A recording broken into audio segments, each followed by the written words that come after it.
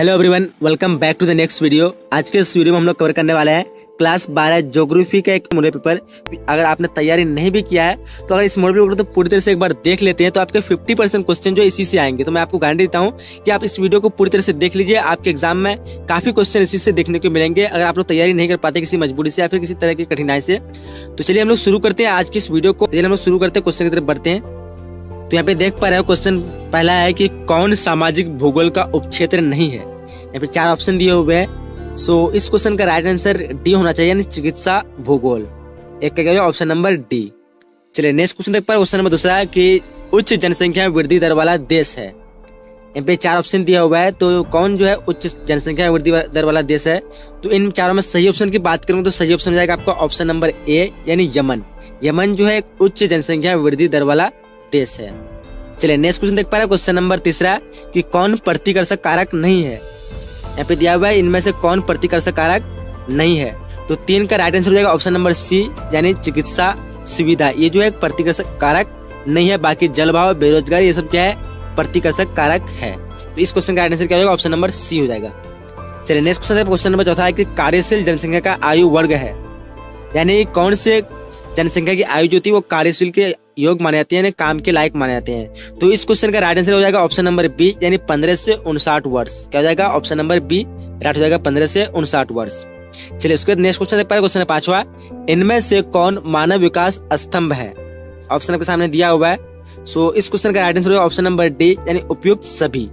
ये सभी हो जाएगा मानव विकास का स्तंभ। चलिए बढ़ते अगले क्वेश्चन की तरफ। अगला क्वेश्चन नंबर 6 देख पा रहे, तृतीय आर्थिक क्रियाकलाप है। यहाँ पे 4 ऑप्शन में दिया हुआ है कौन तृतीय आर्थिक क्रियाकलाप है। व्यापार, सेवा, संचार, इनमें से तीनों है, यानी इस क्वेश्चन का आंसर डी हो जाएगा उपयुक्त सभी। 6 का क्या होगा, option number D right answer होगा।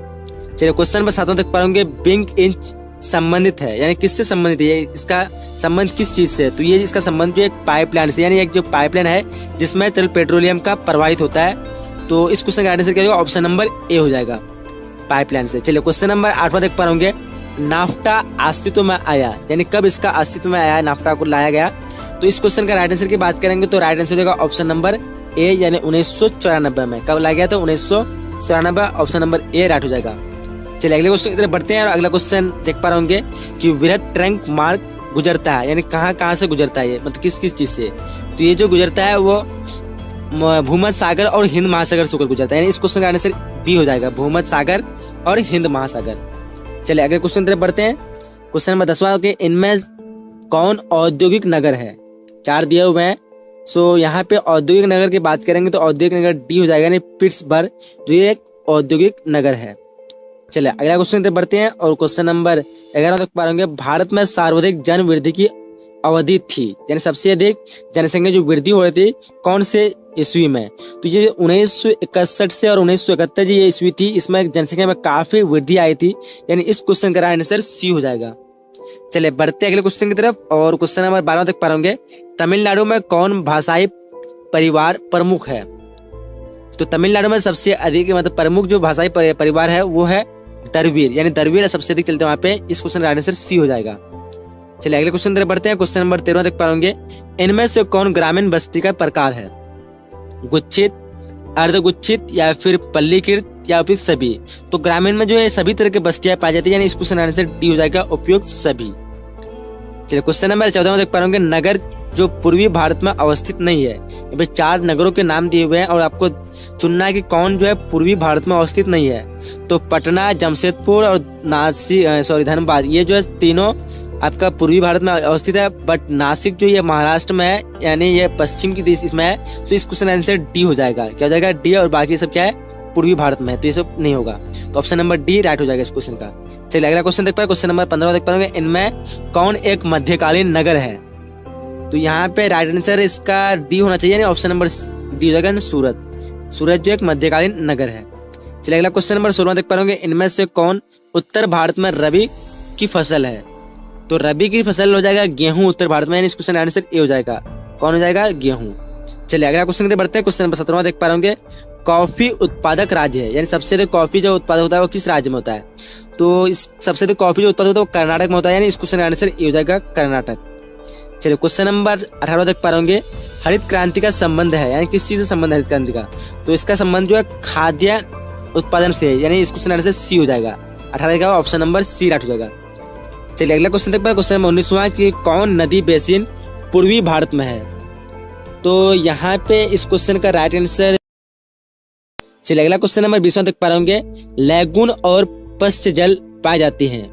तो लैगून और पश्च जल मुख्य रूप से जो पाए जाते हैं वो पाए जाते हैं केरल में, यानी इस क्वेश्चन आंसर ए हो जाएगा। 20 का क्या होगा? ऑप्शन नंबर ए।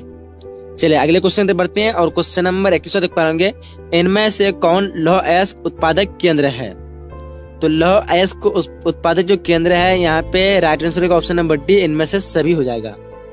चलिए अगला क्वेश्चन है 22वां देख पा होंगे, इनमें से कौन अधात्विक खनिज है, मतलब धातु मिला हुआ नहीं है, कौन से खनिज में है? तो यहाँ पे राइट आंसर का ऑप्शन नंबर सी, यानी अभ्रक। अभ्रक जो एक अधात्विक खनिज है, बाकी सब क्या है? धात्विक खनिज है। सो 22 का क्या हो जाएगा? ऑप्शन नंबर सी राइट हो जाएगा। चलिए उसके क्वेश्चन नंबर 23 देख पा होंगे, इनमें से कौन बॉक्साइट से संबंधित नहीं है? इनमें से कौन बॉक्साइट से संबंधित नहीं है? ऑप्शन आपके सामने दिया हुआ है ए, बी, सी या फिर डी। तो 23 का राइट आंसर की बात करें तो राइट आंसर क्या होगा? ऑप्शन नंबर सी हो जाएगा, यानी भावनगर। ऑप्शन नंबर बी हो जाएगा, यानी गया। गया हो जाएगा। इनमें से कौन बॉक्साइट से संबंधित नहीं है? गया हो जाएगा, यानी 23 का ऑप्शन नंबर बी राइट हो जाएगा। चलिए अगला क्वेश्चन की तरफ बढ़ते हैं और क्वेश्चन नंबर 24वां देख पा रहे होंगे कि भारत में पाए जाने वाले कुल कोयले का कितना प्रतिशत बिटुमिनस प्रकार का है? तो यहाँ पे राइट आंसर की बात करेंगे तो शायद 80% हो सकता है, लेकिन यहाँ पे अगर आप लोग को पता है तो कंफर्म करके बता सकते हैं कौन सा सही होगा। लेकिन यहाँ पे 80% होना चाहिए, इस क्वेश्चन आंसर सी हो जाएगा। बट ऐसे तो बिटुमिनस का प्रकार को नहीं दिया हुआ कितना प्रतिशत पाया था, लेकिन ये दिया है कि बिटुमिनस में जो कार्बन की मात्रा जो होती है वो लगभग 80% होती है। सो इस ऑप्शन के हिसाब से 80% होना चाहिए, इस क्वेश्चन आंसर सी। चलिए अगला क्वेश्चन देख पाए। क्वेश्चन नंबर 26वां कि इन तेल शोधनशालाओं में कौन उत्तर भारत में नहीं है? 4 ऑप्शन दिए हुए यहाँ पे। सो इस क्वेश्चन का राइट आंसर होगा ऑप्शन नंबर डी, यानी चेन्नई। चेन्नई जो है ये उत्तर भारत में नहीं है, ये क्या है? दक्षिण भारत में है। चलिए अगला क्वेश्चन बढ़ते हैं और क्वेश्चन नंबर 27 देख पा रहे होंगे, रावत भाटा परमाणु ऊर्जा केंद्र किस शहर के निकट स्थित है? यानी ये जो है रावत भाटा, ये कहाँ पे है रावत भाटा?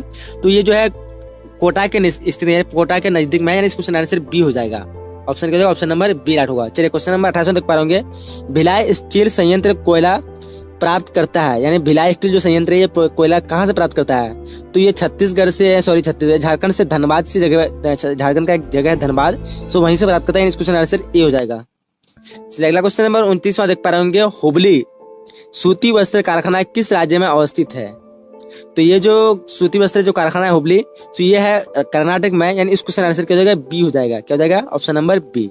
चलिए क्वेश्चन नंबर 30 देख पा रहे होंगे, ओडिशा का सॉफ्टवेयर तकनीक पार्क अवस्थित है। तो ओडिशा का सॉफ्टवेयर तकनीक पार्क भुवनेश्वर में अवस्थित है, यानी इस क्वेश्चन आंसर ए हो जाएगा। तो इसका क्या होगा? ऑप्शन नंबर ए राइट होगा। चलिए क्वेश्चन नंबर 31वां देख पा रहे होंगे, भारत में निजीकरण एवं वैश्वीकरण की नीति अपनाई गई, कब अपनाई गई थी? तो इसको अपनाई गई थी 1991 ईस्वी को, यानी इस क्वेश्चन का आंसर सी हो जाएगा। 31 का क्या होगा? ऑप्शन नंबर सी।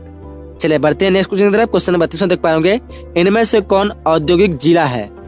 तो औद्योगिक जिला की बात करेंगे तो ये हो जाएगा कानपुर जाएगा, यानी इस क्वेश्चन का आंसर सी हो जाना चाहिए, कानपुर। चलिए बढ़ते हैं अगले क्वेश्चन की तरफ। उसके क्वेश्चन नंबर 23वां देख पा रहे होंगे, जनसंख्या का घनत्व सर्वाधिक है। तो सबसे अधिक जो है 2011 के अकॉर्डिंग यहाँ पे बिहार हो जाएगा, यानी बिहार का जो है जनसंख्या घनत्व सबसे अधिक है, बट पहले जो था पश्चिम बंगाल का था। तो बिहार का यहाँ पे इस क्वेश्चन का आंसर बी हो जाएगा। चलिए अगला क्वेश्चन बढ़ते हैं। क्वेश्चन नंबर 34 तक पाएंगे, राष्ट्रीय महामार्ग 2 है, यानी कहाँ से कहाँ तक ये लंबाई इसकी है? तो ये चलती है जो है दिल्ली से कोलकाता, यानी इस क्वेश्चन आंसर बी हो जाएगा। क्या हो जाएगा? दिल्ली से कोलकाता। चलिए क्वेश्चन नंबर 35 तक पा रहे होंगे, वर्ष 2001 में सड़कों के सर्वाधिक घनत्व वाला राज्य था। तो 2001 में जो सड़कों में सर्वाधिक था वो था गोवा, यानी इस क्वेश्चन का आंसर डी हो जाएगा। इन चारों ऑप्शन में राइट आंसर क्या होगा? Option number D. चलिए उसके बाद क्वेश्चन नंबर 36 तक पा रहे होंगे, दक्षिण रेल मंडल का मुख्यालय है, कहाँ पे है ये? तो इस क्वेश्चन का राइट आंसर की बात करेंगे तो राइट आंसर हो जाएगा चेन्नई में है। दक्षिण रेल मंडल का मुख्यालय कहाँ है? तो चेन्नई में। बढ़ते अगले क्वेश्चन की तरफ। क्वेश्चन नंबर 37 तक पा रहे होंगे, भारत में प्रमुख पत्तनों की संख्या कितनी है? तो भारत में प्रमुख पत्तनों की संख्या इस ऑप्शन के अकॉर्डिंग बी होना चाहिए, option number B 12, but total अभी करेंटली की बात करें तो 13 है, लेकिन यहाँ पे 13 नहीं दिया हुआ है, तो 12 दिया हुआ, तो ऑप्शन नंबर बी इस क्वेश्चन का राइट आंसर होगा। चलिए क्वेश्चन नंबर 38 देख पा रहे होंगे, भारत में वायु परिवहन की शुरुआत कब हुई थी? तो भारत में जो वायु परिवहन की शुरुआत हुई थी वो हुई थी 1911 ईस्वी को, यानी इस क्वेश्चन का आंसर बी हो जाएगा। क्या हो जाएगा? 1911। चलिए उसके क्वेश्चन नंबर 39 देख पाएंगे। ऑल इंडिया रेडियो अस्तित्व में आया, कब ये अस्तित्व में आया? तो ये आया था 1936 को, यानी इस क्वेश्चन का आंसर बी हो जाएगा 1936। क्वेश्चन नंबर 40 देख पाएंगे। कोलकाता पत्तन किस नदी पर अवस्थित है? तो कोलकाता पत्तन जो हुगली नदी पर अवस्थित है, यानी इस क्वेश्चन का आंसर बी हो जाएगा। क्या हो जाएगा? Option number B. अगला क्वेश्चन नंबर 41 देख पाएंगे। भारत का विशालतम कंटेनर पत्तन है, तो भारत का विशालतम कंटेनर पत्थर जो है वो कंडाला है, यानी इस क्वेश्चन का आंसर ए हो जाएगा। 41 क्या होगा? Option number A, Kandla. बढ़ते अगले क्वेश्चन की तरफ, और क्वेश्चन नंबर 42 देख पाएंगे। इनमें से कौन पर्यटन नगर नहीं है? तो पर्यटन नगर यानी घूमने के जो आते हैं बाहर से देश से, तो यहाँ पे राइट आंसर शायद डी होना चाहिए ना, अंकलेश्वर, बाकी ये सब शायद पर्यटन नगर है। तो आप लोग अगर पता है कंफर्म तो कोई चीज बता सकते हैं, लेकिन यहाँ पे इसका आंसर डी होना चाहिए। तो 42 का ऑप्शन नंबर डी हो जाएगा। तो यहाँ पे हम लोग 42 ऑब्जेक्टिव क्वेश्चन को कंप्लीट कर चुके हैं। अब देख लेते सब्जेक्ट क्वेश्चन की, सब्जेक्ट क्वेश्चन आप लोगों को कौन सा पूछा जाएगा। तो सब्जेक्ट क्वेश्चन भी काफी इंपॉर्टेंट यहाँ पे दिया हुआ है, आप इसको बढ़िया से कॉपी से कहीं से भी उतार लीजिए। अगर आप लोग चाहिए उसका नोट तो आप लोग कमेंट कीजिएगा, मैं इसका सब्जेक्ट का भी आंसर बता सकता हूँ अगर आप लोग डिमांड करते हैं। तो वीडियो को लाइक कीजिए, अधिक से अधिक शेयर कीजिए, मैं बना दूंगा सब्जेक्ट का भी वीडियो। तो देखिए यहाँ पे क्वेश्चन देख पा रहे होंगे, इसमें सब्जेक्ट बता दूंगा आप लोग को। सब्जेक्ट में जो 1 से लेकर 18 तक पूछाएंगे। कितने पूछाएंगे? 1 से 18, और जिसमें आपको टोटल जो है मात्र 10 का ही उत्तर देना है। 1 से 18 पूछाएंगे, केवल आपको कितना का 10 का देना है, और जो प्रत्येक क्वेश्चन है वो 2 मार्क्स का रहेगा। ठीक है, तो चलिए क्वेश्चन देख लेते हैं हम लोग। राजनीति भूगोल के 2 उपक्षेत्रों के नाम लिखिए। ये क्वेश्चन है, राजनीति जो भूगोल है उसका 2 उपक्षेत्रों के नाम लिखने बोलता है। चलिए अगले क्वेश्चन की तरफ बढ़ते हैं। अगला क्वेश्चन है कि जनसंख्या के घनत्व से आप क्या समझते हैं? फिर क्वेश्चन है कि मानव विकास के 4 स्तंभों का उल्लेख कीजिए। अगला चौथा क्वेश्चन है कि निर्वाह कृषि क्या है? फिर अगला उसके क्वेश्चन है कि ओरिएंट एक्सप्रेस द्वारा जुड़े 2 नगरों के नाम लिखिए, यानी 2 नगर का नाम लिखना है जो ओरिएंट एक्सप्रेस से जुड़ा हुआ है। फिर क्वेश्चन है कि विश्व व्यापार संगठन के आधारभूत कार्य क्या है? WTO जो बनाया गया था वो, उसका जो क्या मुख्य आधारभूत कार्य है, किस कारण से बनाया गया था, उसके बारे में लिखना है। फिर क्वेश्चन 7वां है कि संस्कृत नगर के 4 उदाहरण दीजिए, यानी किसको संस्कृत नगर कहते हैं, तो उसके 4 संस्कृत नगर का उदाहरण देना है, किस किसको कह सकते हैं। चलिए क्वेश्चन नंबर 8वां है कि स्थान और अवस्थिति के बीच अंतर स्पष्ट कीजिए। फिर क्वेश्चन है कि जन प्रवास के पर्यावरणीय परिणाम का व्याख्या करें। क्वेश्चन नंबर 10वां है कि पूर्वी भारत के 4 महानगरों के नाम लिखिए। और फिर क्वेश्चन है कि शुष्क कृषि क्या है, उसके बारे में डिफिनेशन देना थोड़ा। फिर क्वेश्चन है कि कर्क रेखा के उत्तर स्थित भारत की किन्हीं 2 नदी बेसिन के नाम लिखिए, यानी कर्क रेखा जो है उसके उत्तर तरफ जो 2 नदियां उसके नाम लिखना है। चलिए क्वेश्चन नंबर 13 देख पा होंगे। उसके बाद है 13 नंबर की अपरंपरागत ऊर्जा के स्रोत का उल्लेख कीजिए, किसको कहते हैं अपरंपरागत ऊर्जा का स्रोत।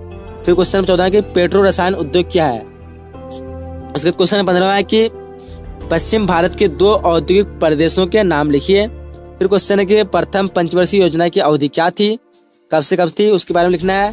क्वेश्चन नंबर 17 है कि मुक्त आकाश नीति से के क्या लाभ है। और क्वेश्चन नंबर 18 है कि संचार के 4 माध्यमों का उल्लेख कीजिए। तो यहाँ तक 2 मार्क्स वाले क्वेश्चन समाप्त होते हैं।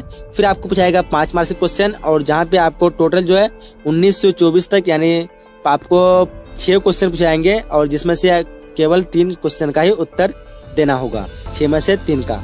चलिए तो देख लेते हैं क्वेश्चन क्या क्या क्वेश्चन है। आगे में क्वेश्चन है कि निश्चयवाद एवं संभाववाद की अवधारणा की विवेचना कीजिए। ठीक है। फिर क्वेश्चन है कि डेयरी कृषि का वर्णन करें, किसको कहते हैं डेयरी कृषि। फिर क्वेश्चन है कि भारत में चीनी उद्योग के वितरण की व्याख्या कीजिए। अगला क्वेश्चन है कि अंतर्राष्ट्रीय व्यापार में पनामा नहर की महत्वता की विवेचना कीजिए। फिर क्वेश्चन है कि भारत में पेट्रोलियम के उत्पादन एवं वितरण का विवरण कीजिए। अगला क्वेश्चन कि भारत का मानचित्र बनाया तथा इस पर स्वर्णीय चतुर्भुज महामार्गों को प्रदर्शित कीजिए। तो यहाँ पे जो है हम लोग सब्जेक्टिव क्वेश्चन को देख चुके हैं, कौन से सब्जेक्ट क्वेश्चन आपको आ सकते हैं, आप लोग इसका नोट बना सकते हैं।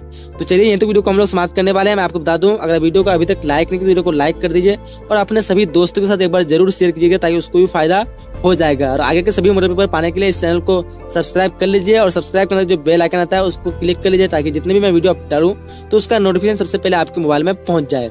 तो अगर आपकी स्क्रीन में किसी तरह का वीडियो आ रहा है तो आप लोग देख लीजिए, काफी इंपॉर्टेंट वीडियो है ये लोग। तो चलिए वीडियो को हम समाप्त करते हैं, मिलते हैं अगले नए वीडियो। जब तक के लिए जय हिंद, जय Bharat and thanks for watching.